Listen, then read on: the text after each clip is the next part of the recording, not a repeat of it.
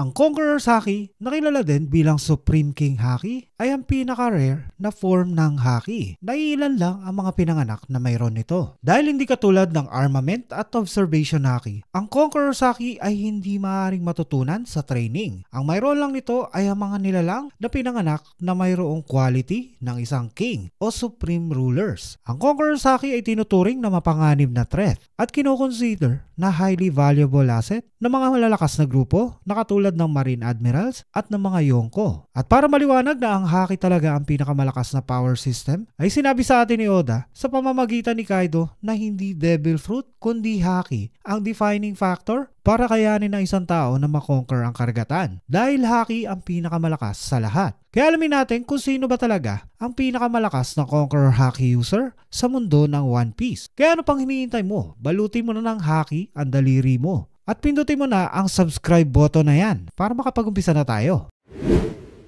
Si Oden ay 5 taon lang naging pirata, pero sa kabila nito ay napakaraming achievement na nagawa si Oden, katulad ng pagiging member ng Whitebeard Pirates at Roger Pirates. At dahil dito, si Oden ay nakapunta sa Laugh Tale, nalaman ng true history, Will of D, at na-witness niya rin kung ano man ang treasure na nasa Laugh Tale. Nakita natin ang ilang beses na ginamit ni Oden ang Conqueror's Haki sa series, na kinaya niyang makipagsabayan sa labanan sa mga pinakamalalakas na karakter sa series. Ang halimbawa nito ay noong una niyang na-encounter si Whitebeard. Ang kanilang Haki clash ay gumawa ng malaking shockwave at black lightning. Ito ay nangyari din sa laban nila ni Kaido, kung saan kinaya ni Oden na lubhang masugatan si Kaido sa kabila ng pagiging monstrous na lakas ni Kaido. Si Oden ay nagpakita ng mataas na mastery ng Conqueror's Haki sa series, pero meron pa rin mga karakter na hindi niya kayang matalo. Pero sa kabila nito, ang acknowledgement ng Whitebeard Pirates at Roger Pirates sa lakas ni Oden ay sapat na para sabihin natin na isa din si Oden sa mga karakter na may malakas na Conqueror's Haki sa series.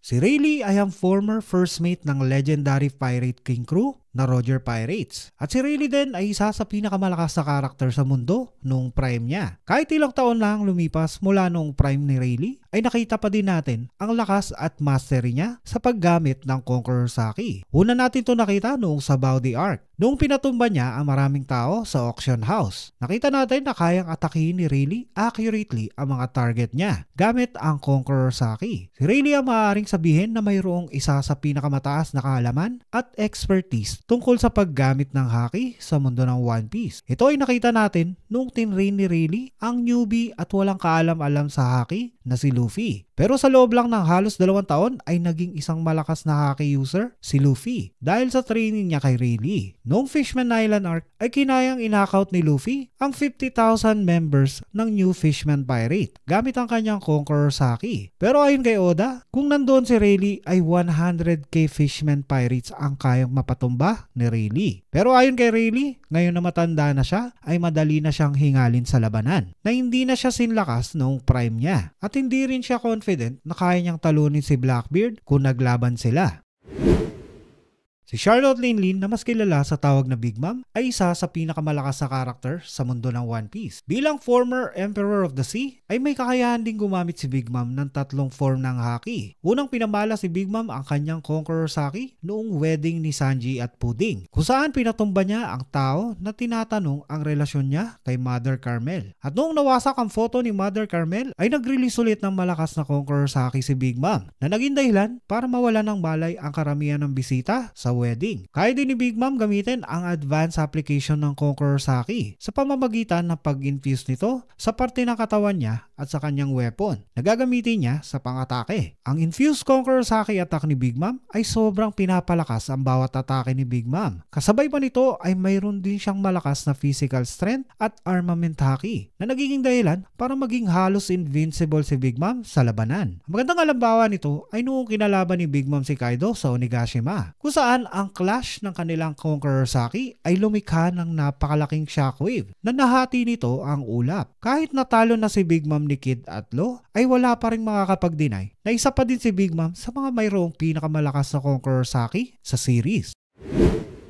Si Luffy, katulad ng teacher niya na si Rayleigh, ay na-master din ang tatlong form ng haki na Armament, Observation at Conqueror's Haki sa maikling panahon lang. Ayon kay Rayleigh, si Luffy ay mayroong extraordinary talent sa paggamit ng haki na na-master ni Luffy ang basic na paggamit ng tatlong haki sa loob lang ng 1.5 taon. Noong bago pa mag-time skip ay nakita natin si Luffy na ginamit ang Conqueror's Haki ng mga ilang beses nang hindi niya sinasadya. Ang mga halimbawa nito ay noong na-knockout niya ang maraming Kuja Warriors, ang mga Wolf sa Impel Down at pati na din ang pag-knockout ni Luffy ng maraming Marines sa Marineford. Pero noong time skip ay tinuruan ni Rayleigh si Luffy kung paano gamitin ang haki. At dahil dito ay kinaya na ni Luffy magkaroon ng kontrol sa kanyang haki. Katulad ni Rayleigh ay kaya din ni Luffy na accurately mag-target ng Conqueror's Haki sa labanan na hindi maapektuhan ang mga kaibigan niya. Una natin nakita ang resulta ng training ni Luffy noong ginamit ni Luffy ang Conqueror's Haki niya sa Fishman Island, kung saan instantly na-knockout niya ang 50,000 members ng New Fishman Pirates. Sa pagtakbo ng story sa laban ni Luffy kay Kaido ay na-realize ni Luffy na maaari niya ding balutin ang bawat atake niya ng Conqueror's Haki na napalakas nito ng sobra ang bawat atake ni Luffy. Ang magkasamang Advanced Armament at Conqueror's Haki ni Luffy sa kanyang atake ay nagbigay ng malaking damage kay Kaido na dati-rati ay hindi kaya man lang masaktan ni Luffy. Pero dahil kakadiscover pa lang ni Luffy ng bagong application ng Conqueror's Haki sa bawat atake, ang control ni Luffy dito ay hindi pa maayos. At dahil dito ay nagawang patumbahin ni Kaido si Luffy. Pero noong nakabalik na si Luffy sa labanan, ang clash ni Luffy at Kaido gamit ang kanilang Conqueror's Haki ay naging dahilan para mahati ang ulap na nakikita lang natin noon sa tuwing naglalaban ang dalawang Yoko o sa laban din ni Roger at Whitebeard. Dahil dito ay maaari na nating sabihin na ito ay katunayan na ang lakas ng Conqueror's Haki ni Luffy ay maaari nang maikumpara sa mga pinakamalalakas na Conqueror's Haki user sa mundo.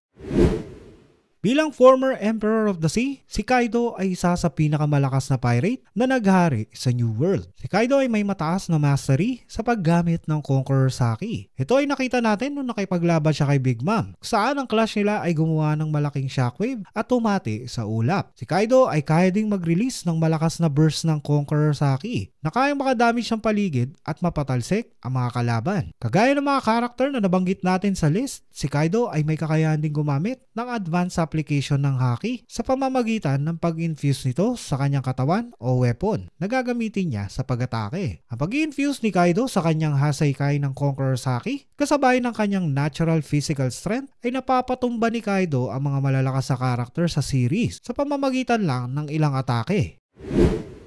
Si Monkey D. Garp, na kilala din sa tawag na Garp the Fist at Hero of the Marines, ay isa sa masasabing pinakamalakas sa karakter sa series. Katulad ni Whitebeard, si Garp ay naging rival din dati ng Pirate King na si Goldie Roger. Na sinasabing sa mga labanan nila ay makailang beses na nilang muntik mapatay ang isa't isa. Si Garp ay mayroong mataas na level ng mastery sa paggamit ng Conqueror's Haki at isa sa mga ilang malalakas na nilalang na kayang gumamit ng advanced application ng Conqueror's Haki sa pamamagitan ng pag-infuse nito sa parte ng kanyang katawan at objects na gagamitin niyang pangatake sa kalaban. Nakita natin na ginamit to ni Garp sa chapter 1080 sa teknik niya na Galaxy Impact na naging dahilan para mawasak ang malaking bahagi ng Hachinosu. Kaya din gamitin ni Garp ang Conqueror's Haki defensively na naprotektahan niya ang sarili niya sa freezing effect ng attacking ice balls ni Kuzan. Ginamit ni Garp ng ilang beses ang advanced application ng Haki para i-bound niya sa lupa si Kuzan at suntukin ang higanting bungo ni Abalo Pizarro. Ginawa lahat to ni Garp sa Hachinosu sa kabila ng kanyang edad. Kaya dito pa lang ay maiisip nyo na kung gaano pa kaya mas malakas si Garp noong panahon na lagi silang naglalaban ni Goldie Roger.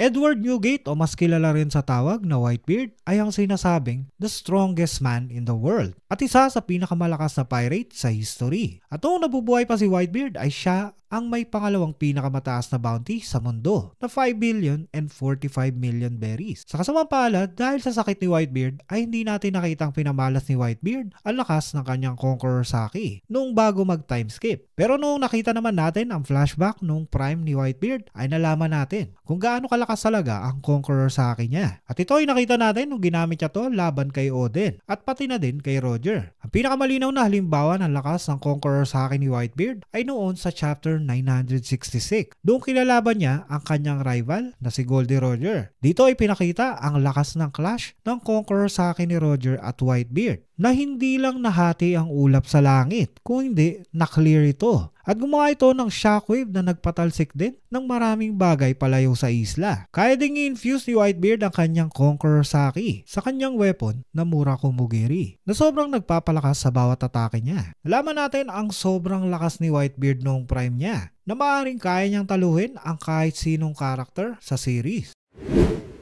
Si Roger na tinatawag na Pirate King at ang taong na-conquer ang Grand Line ay mayroong pinakamataas na bounty sa history. At ang pinaka-nakakabilib pa dito ay na-achieve to lahat ni Roger nang hindi kumakain ng kahit anong devil fruit. Si Roger gamit ang lakas ng kanyang haki ay na-conquer ang buong Grand Line. Ang paggamit ni Roger ng kanyang Conqueror Saki ay unang pinakita noong laban niya kay Whitebeard. Ang kanilang clash ay lumikha ng haki burst sa buong isla. Nakinain nitong matulak ang malaking barko ni Whitebeard na Moby Dick, mga puno, ang ulap at ang mga tao. Kaya ding i-infuse ni Roger ang Conqueror Saki niya sa kanyang sword na Ace. Na sa isang swing lang nito ay kayang mapatalsik ng napakalayo ang malakas na karakter na katulad ni Oden. Si Roger ang masasabing strongest legendary haki user sa One Piece na naging dahilan para malaman ng iba na haki ang pinakamalakas sa mundo.